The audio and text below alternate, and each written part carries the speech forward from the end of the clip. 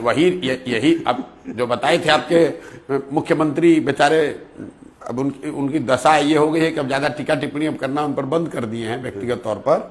ये वो आदमी है जो खुद बीजेपी के गोद में बैठा हुआ है और दूसरे को सर्टिफिकेट बांट रहा है। नीतीश कुमार से राजनीतिक तौर पर राजनीतिक धूर्त नीतीश कुमार की जब का इतिहास लिखा जाएगा तो मुख्यमंत्री के तौर पर जो आकलन है वो तो है, लेकिन नेता के तौर पर उनको विशुद्ध राजनीतिक धूर्त आदमी है। प्रशांत किशोर को अपने कब्जे में रखना है, इसके लिए जाकर बयान दे दो कि ये तो बीजेपी का आदमी, हम बीजेपी के कहने पर हमने इसको उपाध्यक्ष बनाया था। क्यों? कि हमारे ही पास रहे, हमारा काम करता रहे, कि बाहर जाएगा इसका क्रेडिबिलिटी खराब कर दूंगा। नीतीश जी हमारी क्या क्रेडिबिलिटी खराब करेंगे? देखिए, आप दूसरे के लिए कुआं खोदते हैं, खुद के लिए ऊपर वाला आपके लिए खाई खोद देगा।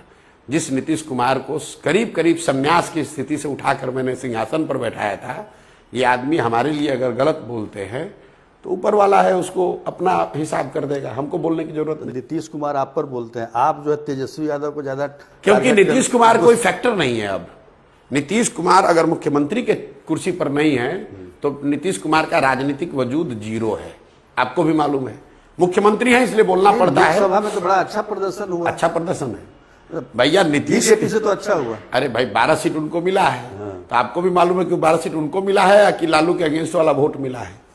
देखिए, नीतीश कुमार का राजनीतिक वजूद करीब करीब जीरो है और मुख्यमंत्री हैं, इसलिए जब हम लोग बिहार की स्थिति पर चर्चा करते हैं, बात कोई करता है, इसलिए कभी बोलना पड़ता है। राजनीति के तौर पर जो लोग यहाँ पर दावा कर रहे हैं कि हम बहुत बड़े हैं, मजबूत हैं, हमारा ही बिहार है, हमारे बाप दादाओं का बिहार है, उनको बता रहे हैं कि ये राजतंत्र नहीं है कि तुम्हारे बाबूजी का बिहार था अब तुम्हारा होगा, उसके बाद तुम्हारे बेटे का होगा। बिहार उसका होगा जिसको बिहार की जनता चुनेगी, जो बिहार की जनता के लिए कुछ पुरुषार्थ करे, पराक्रम करे, अपना जीवन खपाए।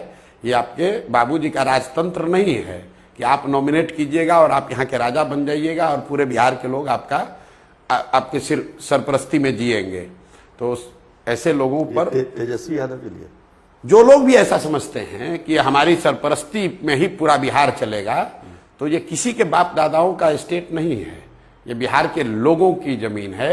लोग स्वतंत्र हैं अपना, ये लोकतंत्र है, लोग स्वतंत्र हैं अपना चुनने के लिए कि हमारा नेतृत्व, हमारा अगुवा कौन होगा, हमारा नेतृत्व कौन करेगा।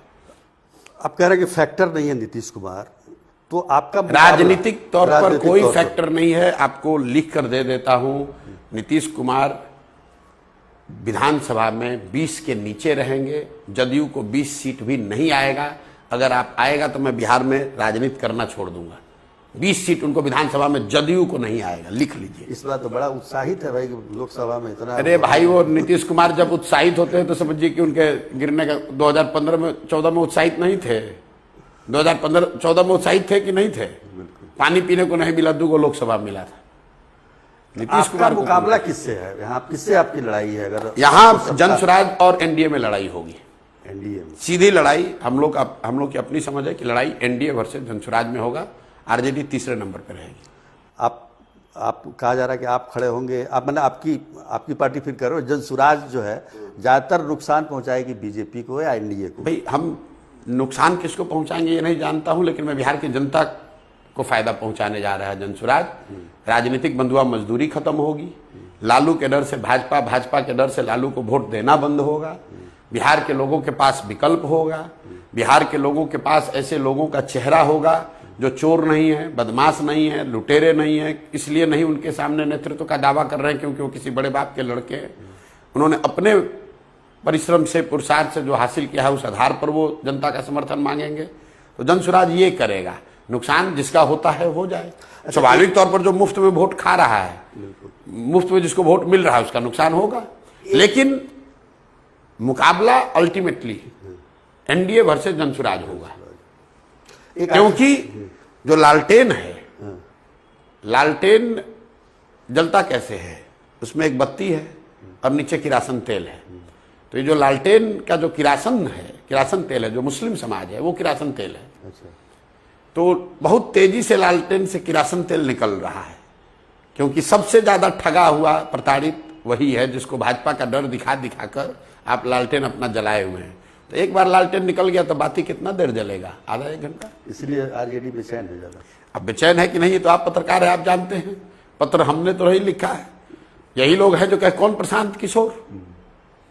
इन लोगों की धृष्टता देखिए, जो इनको हाथ पकड़ इनके बाबूजी हमसे सलाह लेकर तो 22 से उठकर पहुंचे 80 पर 15 में। लड़का अभी मुखिया का चुनाव नहीं जीता था, तो पहली बार एमएलए का चुनाव जब लड़ाया गया तो उसमें हमारी भूमिका है। और कहता है कौन प्रशांत किशोर, ये अहंकार नहीं है तो क्या है। तो भाई हम तो कुछ नहीं है, हमारे बाबूजी तो मुख्यमंत्री नहीं हैं, लेकिन हम जो हैं वो आपको अभी साल भर में दिखेगा। और ऑलरेडी दिख रहा है, ऑलरेडी दिख रहा है, भगदड़ मची हुई है। अब रोकिए। एक आखिरी सवाल कर लेते हैं, ये ब्यूरोक्रेसी के लोग काफी रिटायर्ड ही हैं, लेकिन काफी आपके साथ जुड़ रहे हैं, उसके पीछे की क्या वजह है? ये क्या डेमोक्रेसी नहीं, मतलब ये ब्यूरोक्रेसी के लोग नहीं खाली जुड़ रहे हैं, ये आप लोग देख रहे हैं।